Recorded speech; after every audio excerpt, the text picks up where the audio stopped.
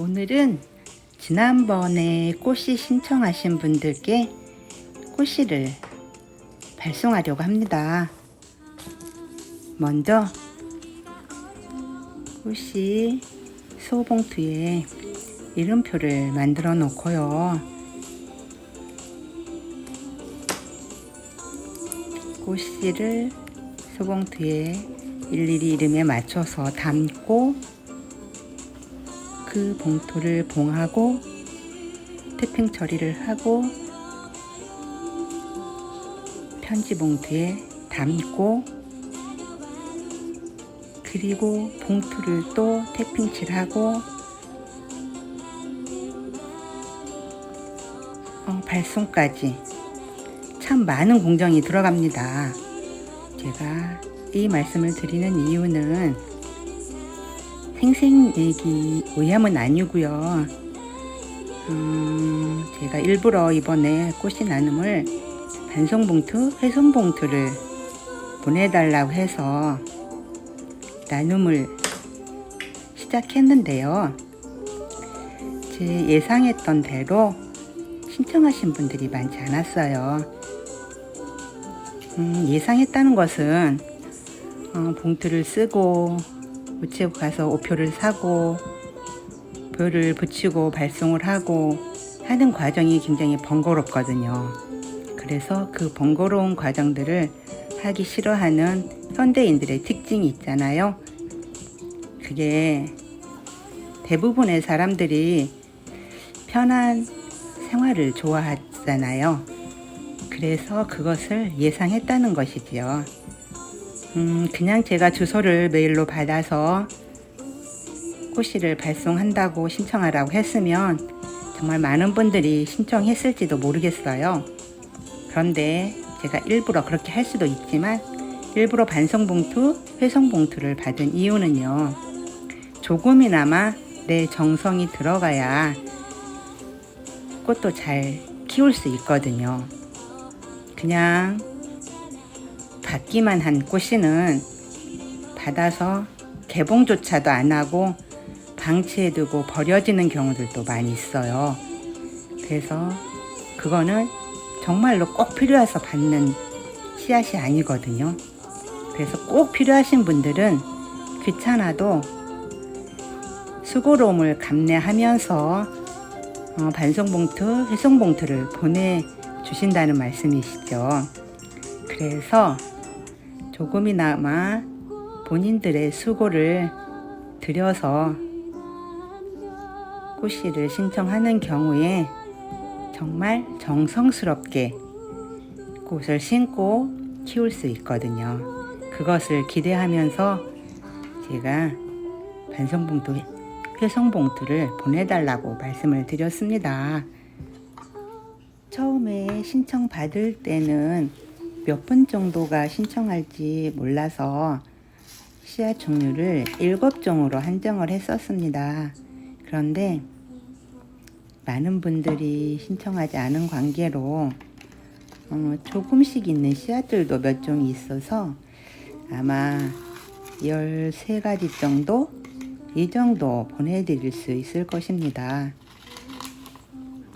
씨앗을 나눔하는 데는 참 많은 공정이 들어가는데요. 처음에 씨앗을 받지요, 말리지요, 껍질을 벗기지요. 그리고 이렇게 일일이 이름표를 또 만들어야죠. 그 이름표에 맞게 씨앗을 담죠. 그 씨앗 봉투를 봉하지요. 다시 편지 봉투에 씨앗들을 담지요. 그 편지 봉투를 봉하지요. 우체국에 가서 우편물을 발송을 해야지요. 이렇게 많은 공정이 들어가는 것입니다. 이렇게 다량으로 씨앗을 신청받아서 발송하는 경우에 사실 몇 날 며칠이 걸리기도 합니다. 씨앗을 받아서 말리는 과정들도 있기 때문이죠. 15종을 5분께만 보내도 이 조그만 씨앗 봉투는 80개가 필요합니다. 80개를 일일이 이름표를 써서 씨앗을 담고 봉투에 담고 해야 된다는 것이죠. 제가 왜 이 말씀을 드리냐면요, 씨앗을 받아서 방치하지 마시고 잘 심고 키우시라고 드리는 말씀입니다. 씨앗이든 식물이든 나눔할 때는 그 꽃들을 받아서 잘 키우기 바라는 마음이 있기 때문에 나눔을 하는 것이거든요. 그래서 그 마음을 헤아려 주셨으면 합니다. 제가 겨우 이 씨앗 몇 가지 나눔하면서 너무 장황하게 말씀드렸죠. 죄송합니다. 사실 제가 처음 꽃 키우기 시작할 무렵에는 이 씨앗 나눔을 많이 받기도 했고, 제가 또 그 받은 게 너무 고마워서 제가 많이 나눔도 하고 했었거든요. 그런데 시간이 점점 흐르면서 씨앗보다는 식물로 서로 하게 되더라고요. 사실 저도 귀찮은 게 싫었던 거지요. 귀찮고 번거로운 게 싫어서 점점 이 씨앗 나눔을 멀리 하게 됐던 것입니다. 그래서 이렇게 정말 오랜만에 몇 년 만에 대량으로 씨앗 신청받아서 나눔하는 거는 정말 오랜만에 하는 것입니다. 아주 큰 맘 먹고 씨앗 나눔을 하면서 아주 자랑이 늘어집니다.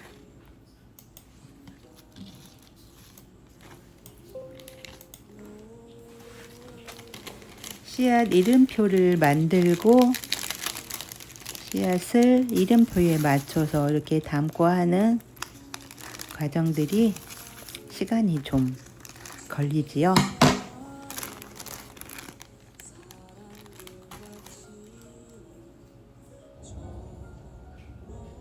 이제 한 분께 완성이 됐나 봅니다.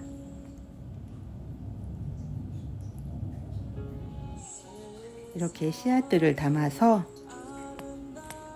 또 그 씨앗 봉투들을 일일이 스테플러로 새 나가지 않도록 몇 번 접어서 스테플러를 찍습니다.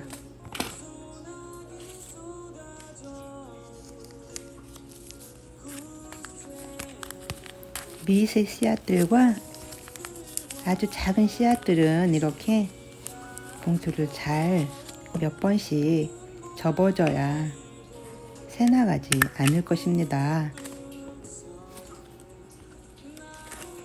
삶의 작은 일 하나하나에도 우리가 정성을 쏟아야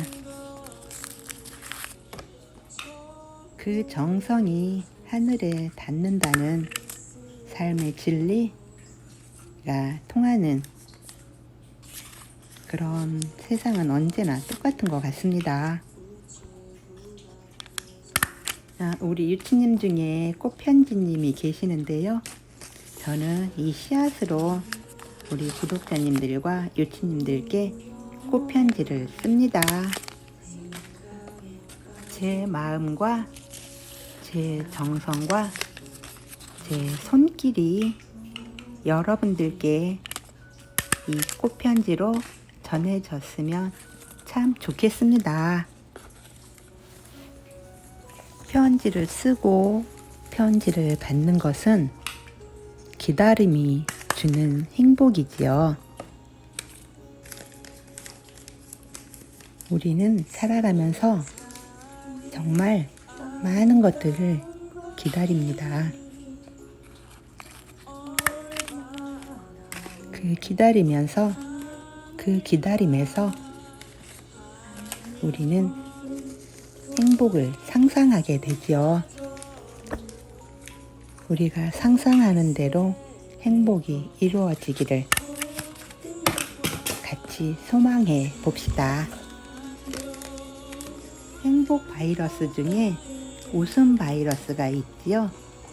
그 웃음 바이러스 중에 요일별 웃음을 많이들 공유하고 있는데요. 오늘이 목요일이네요. 목요일은 옥천껏 소리내어 웃자, 이런 웃음 글이 있지요. 그런데 요즘에 또 가나다라 웃음이 있어요. 공유되고 있는 가나다라 웃음, 제가 한번 읽어드릴게요. 가다가 웃고, 나서다가 웃고, 다가서서 웃고, 라일락꽃처럼 활짝 웃고, 마음속까지 웃고, 바다처럼 시원하게 웃고, 사랑하듯 웃고, 아침부터 웃고, 자면서도 웃고, 차 안에서도 웃고, 카네이션 꽃처럼 활짝 웃고, 타인에게도 웃고, 하루를 시작하면서 웃자. 그래요. 우리 모두 오늘 하루를 시작하면서 활짝 웃고 시작하기로 해요. 수다 떠는 동안에 씨앗 봉투들은 완성이 됐습니다. 그래서 이것을 편지 봉투에 담을 때 그대로 넣으면 한쪽으로 다 쏠려버려요. 그것을 방지하기 위해서 이렇게 몇 개씩 태핑 처리를 합니다.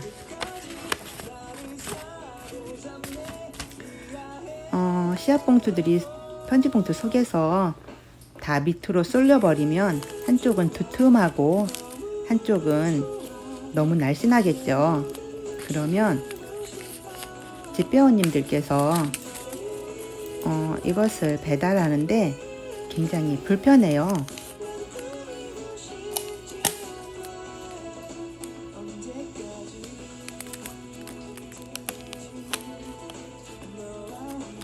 왜 불편하느냐 하면 봉투들을 한두 사람의 편지를 배달하는 게 아니잖아요.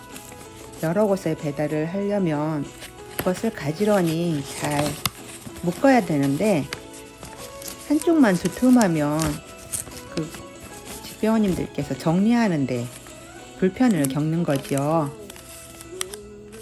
그 불편함을 조금이라도 덜어드리기 위한 방법으로도 이렇게 포장을 하는 것입니다.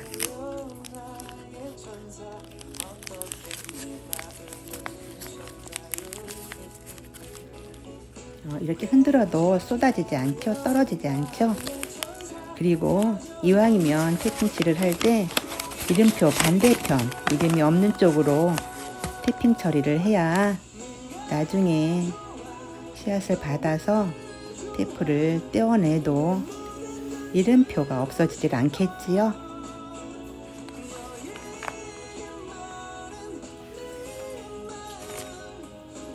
드디어 씨앗들을 다 담았네요. 이제는 언박싱이 아닌 박싱을 해볼게요. 제가 유치님들께 식물을 좀 보내드리기로 약속을 했거든요. 그래서 매번 언박싱만 영상을 올렸었는데 한번 박싱하는 모습도 영상에 담아보았어요. 같이 한번 박싱하는 모습 보시겠어요? 박스를 재활용하다 보니까 약간 흐물거리는 느낌이 있어서 박스 밑바닥이 좀 탄탄하라고 테이프칠을 많이 해줍니다.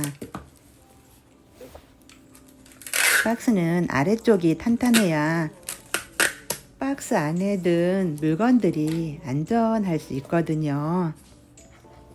그리고 식물들을 낮게 포장을 합니다. 먼저 이름표를 넣어주고요.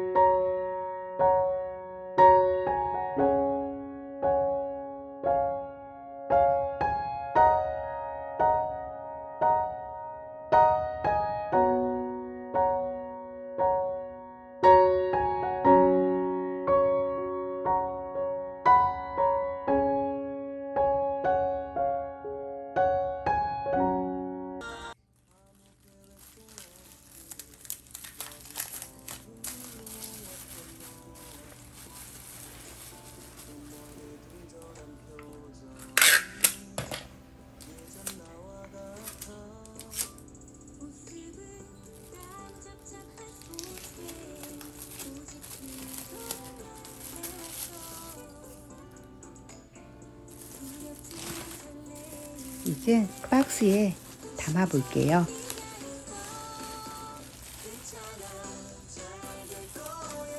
포트에 흙이 흐르지 말라고 다 감싸 주었기 때문에 그냥 이렇게 뉘어서 포장을 합니다. 이렇게 뉘어놔도 박스에 공간이 있잖아요.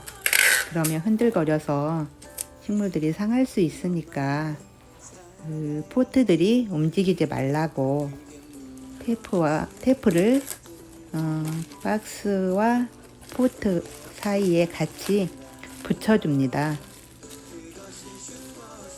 박스에도 붙고 포트에도 붙을 수 있게. 그러면 그 박스에 테이프가 붙어서 포트가 움직이질 않습니다. 그러면 조금이나마 더 안전하게 갈 수 있거든요. 그래서 포트마다 이렇게 다 박스에 고정될 수 있도록 테이프 칠을 해주고요.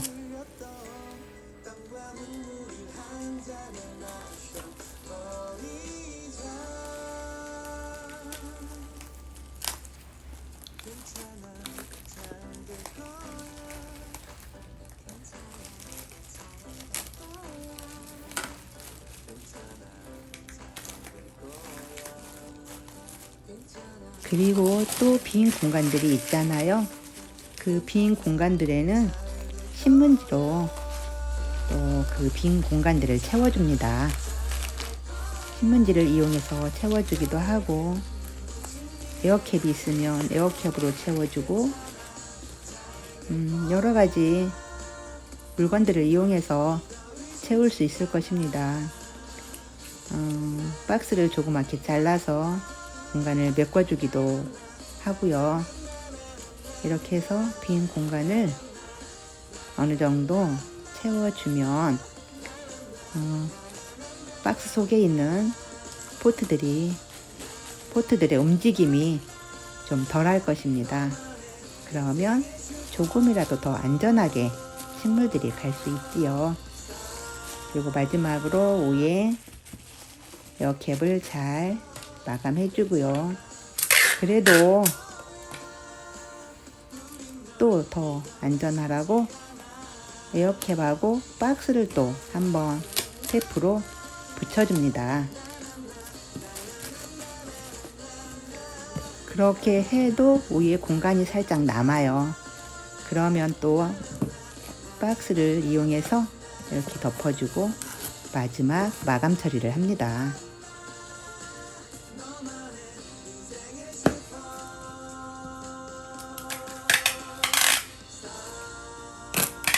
마지막 테이프까지 이렇게 붙여주면 언박싱이 아닌 박싱 완성입니다. 이제 씨앗과 식물을 들고 우체국으로 고고!